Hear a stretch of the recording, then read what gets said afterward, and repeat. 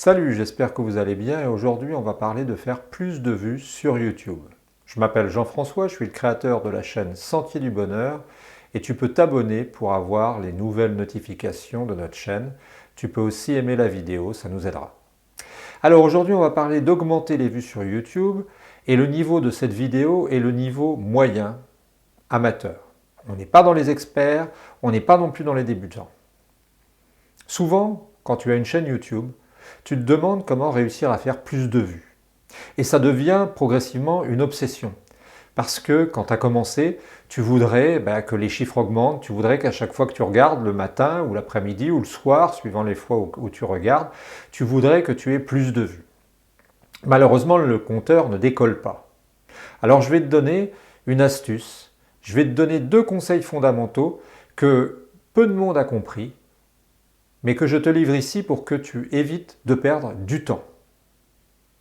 La première des choses que j'ai à te dire, c'est que souvent, les gens ne comprennent pas le sens de faire plus de vues sur YouTube. Et souvent, ils sont dans une pensée magique, dans la pensée magique. Souvent, ils imaginent qu'il suffit, par exemple, qu'ils aient fait une belle miniature. Souvent, ils imaginent qu'il suffit qu'ils aient fait une belle vidéo. Ou encore, il suffit qu'ils imaginent qu'ils aient fait un bon titre pour qu'ils puissent faire beaucoup de vues. En fait, ce n'est pas ça qui se passe. Tu connais bien l'exemple d'amis à toi ou toi-même qui parfois avaient pu faire une superbe vidéo, mais qui n'a pas marché. Tu connais parfois des amis à toi qui ont pu faire des superbes miniatures, mais qui n'ont pas fonctionné non plus. Tu connais aussi l'exemple de gens qui avaient trouvé un super titre, un super micro à moins de 2 euros, et qui n'ont pas fait de vues. Alors comment? Alors pourquoi? Souvent les gens se posent la question et pensent que c'est de l'injustice. Ils pensent même que Google leur en veut. Pourtant, en fait, il n'y a rien là-dedans. Il n'y a rien de tout ça. Google, il a des algorithmes, et les algorithmes, ils réagissent en fonction de ce qu'on leur donne, de la manière dont on les nourrit, comme on dit en anglais, to feed. En fait, ce qui se passe, c'est que si tu ne réussis pas à faire plus de vues, c'est que peut-être tu sacrifies à une pensée magique.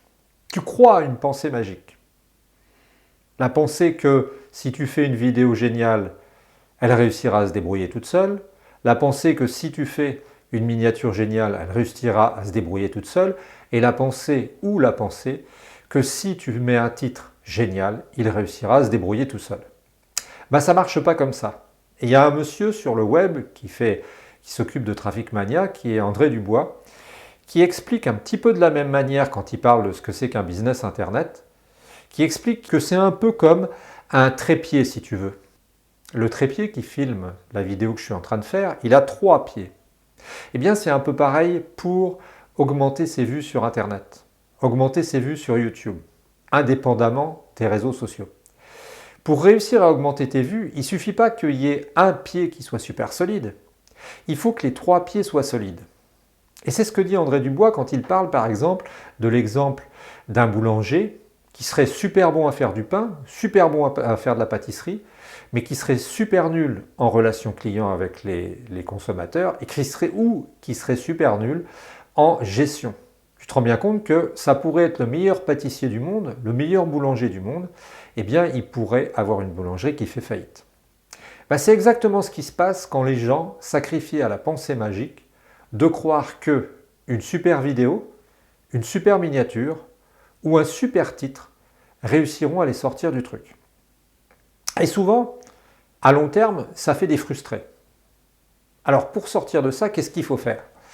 Eh bien pour sortir de ça, il faut d'abord comprendre qu'il faut faire une vidéo, qu'il faut faire une miniature et un titre référencement qui sont corrects. Ils n'ont pas besoin d'être excellents au début, parce que si tu passes ton temps, c'est encore un des travers des gens qui font du YouTube. Certains passent leur temps à faire des miniatures pendant des heures, certains passent leur temps à faire du SEO pendant des heures, SEO c'est le référencement, et certains autres passent des heures, voire des journées à faire leurs vidéos. Il y a quelqu'un qui disait, mais je ne me rappelle plus sur quelle chaîne, que fait est mieux que parfait. Eh bien ouais, c'est vrai, c'est ce qu'il faut se dire. Moi je te conseille au début, plutôt que de mettre toute ton énergie, tout ton amour, tout ce que tu veux, tout ton temps, seulement dans une miniature, seulement dans le SEO, seulement dans la vidéo, de consacrer un temps respectif à chacun pour pouvoir avoir un ensemble homogène. Donc ça veut dire simplement qu'il faut que le SEO, qu'il faut que la miniature, qu'il faut que la vidéo soit correcte. Il faut mieux à la limite, comme je te le dis, les 3 corrects plutôt que l'un excellent et les 2 autres nuls. La deuxième chose que je n'avais pas comprise et que j'ai mis plus d'une centaine de vidéos à comprendre, mais qui est élémentaire, c'est qu'il y a un principe d'entonnoir. C'est-à-dire que dans ces 3 items, il y a un ordre de progression. Et que c'est un peu comme si tu voulais mettre dans un entonnoir quelque chose et que tu veuilles que ça coule en bas sans avoir mis en haut. Eh bien, c'est exactement ce qui se passe avec la chronologie de tes 3 items. Je m'explique. Supposons que tu fasses une super miniature, mais que tu aies un SEO foireux et que tu aies une vidéo foireuse. Eh bien, déjà, rien que parce que tout commence avec le SEO, le référencement, ceux qui vont te chercher, tu vas perdre des vues. Supposons maintenant que tu as un SEO foireux, mais que tu aies une bonne miniature et une vidéo moyenne.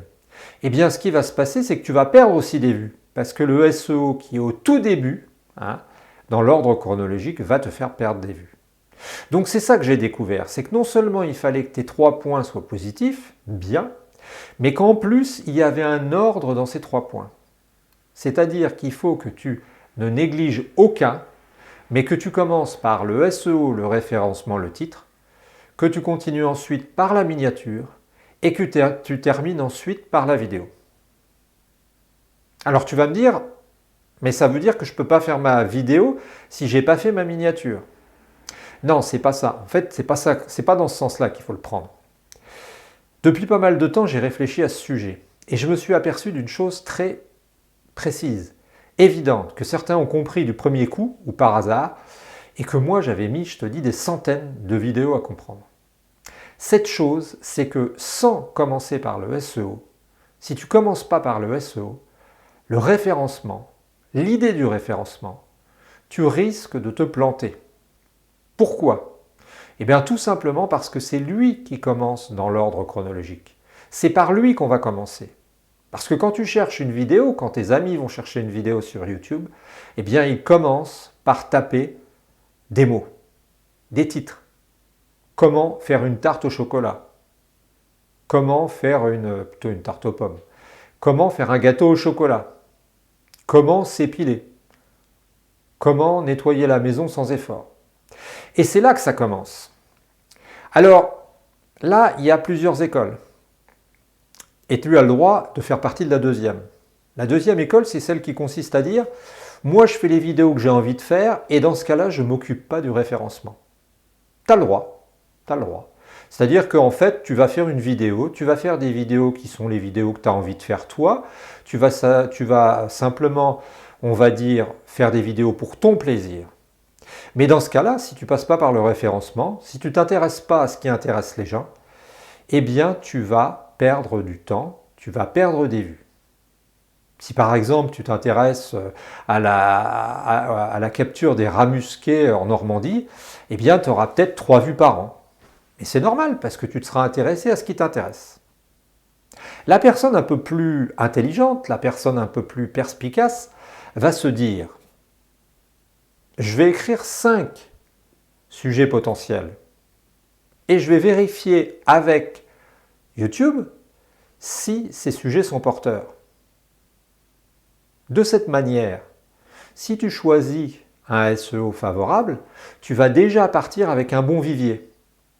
Ensuite, ta miniature va attirer les gens et ensuite ta vidéo va finir le travail.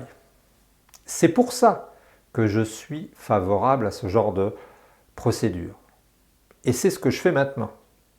C'est-à-dire qu'avant, j'avais une idée, je me disais, tiens, ça c'est bien vendeur.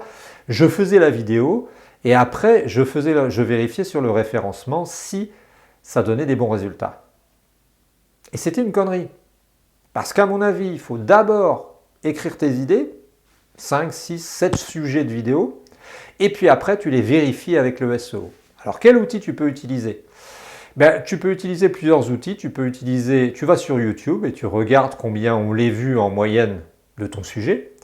Tu peux utiliser aussi Google Trends qui va te montrer les recherches sur Google. C'est un bon exemple. Moi, j'ai un référent, c'est Christian Audigier. Je sais combien Christian Audigier rapporte, pratiquement autant que Johnny Hallyday. Et par rapport à ça, je jauge. Et puis, tu peux aussi utiliser TubeBuddy, la version gratuite, celle que j'utilise actuellement, qui fonctionne pas mal, si ce n'est que tu es un peu bridé sur certaines possibilités. Mais tu peux aussi faire TubeBuddy. Donc, ce qui va se passer, c'est qu'une fois que tu vas préparer ton SEO, une fois que tu vas préparer ton référencement, eh bien, tu vas choisir le type de vidéo qui va te rapporter le plus de vues potentielles. Ensuite, je répète, tu vas aller à ta miniature et ensuite, tu feras ta vidéo. Est-ce que ça veut dire pour autant que tu ne peux pas faire la miniature avant la vidéo? Ou qu'il faut faire la miniature avant la vidéo? Je dirais que la première des étapes, c'est donc de faire le référencement, d'avoir l'idée de ton sujet. Ensuite, que tu fasses la miniature avant ou que tu fasses la vidéo avant, on s'en fiche. Ce qui compte, c'est qu'au moment où tu vas appuyer sur charger, télécharger, eh bien, ça fonctionne. Je vais te donner un exemple très simple. Supposons, comme je te l'ai dit, que je me trouve 4 types de vidéos que je dois choisir.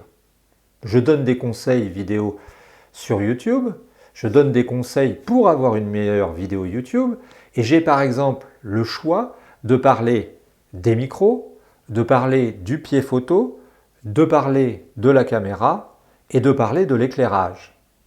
Eh bien, si je vois par exemple dès le premier abord que l'éclairage et le pied photo ne sont pas intéressants parce qu'ils représentent 3 fois moins de trafic et que les gens y vont moins, sont moins intéressés, je ne vais pas les garder. Par contre, je vais peut-être faire quelque chose sur le son parce que je vois que le son est moins exploité un petit peu que la caméra, mais qu'en fait, il peut être porteur. Tu vois que j'ai sélectionné. Et c'est beaucoup plus favorable que la position qui consiste à dire « Tiens, j'ai envie de leur faire un truc sur le pied photo ».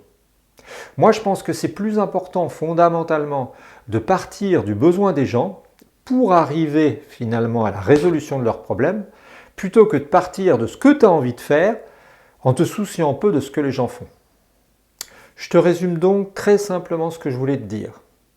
Il y a 3 fondamentaux pour faire des vidéos, plus de vidéos sur YouTube. Il faut travailler le référencement, il faut travailler les miniatures et il faut travailler la vidéo. Le référencement se travaille avec TubeBuddy, Google Trends, YouTube. La miniature, tu la fabriques et la vidéo, eh bien, tu la fabriques aussi et tu la soignes. Et ce qu'il faut bien comprendre, c'est que c'est un ordre chronologique. D'abord, tu vas aller chercher pour savoir quel est le SEO le meilleur, quelle est la meilleure vidéo que tu peux faire, quelle est la vidéo qui va rapporter le plus. Quand tu vas avoir fait ça, tu vas avoir ton sujet et tu pourras faire ta miniature et tu pourras faire ta vidéo. Mais tu ne fais pas la vidéo avant de faire la miniature ou avant de faire surtout le SEO. Dernière chose, je précise que souvent on voit des gens qui passent leur temps à vouloir peaufiner. Et je pense que c'est quand même une erreur. C'est-à-dire que comme je te l'ai dit tout à l'heure, mieux vaut fait que parfait et mieux vaut un ensemble moyen sur les 3, SEO, miniature et vidéo, que d'avoir, comme je te l'ai dit, un SEO moyen, voire très moyen, une miniature très moyenne et une vidéo géniale.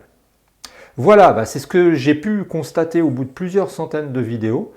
Je regrette de ne pas l'avoir su avant, c'est pour ça que je te le donne, c'est pour ça que je t'explique, c'est pour ça que je te le transmets.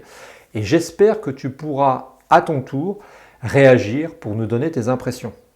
Et puis nous donner peut-être aussi des petits trucs à toi. Salut, c'était Jean-François de Sentier du Bonheur. N'hésite pas à t'abonner, il y a aussi d'autres vidéos pour te donner des conseils techniques sur YouTube et augmenter ses vues sur YouTube.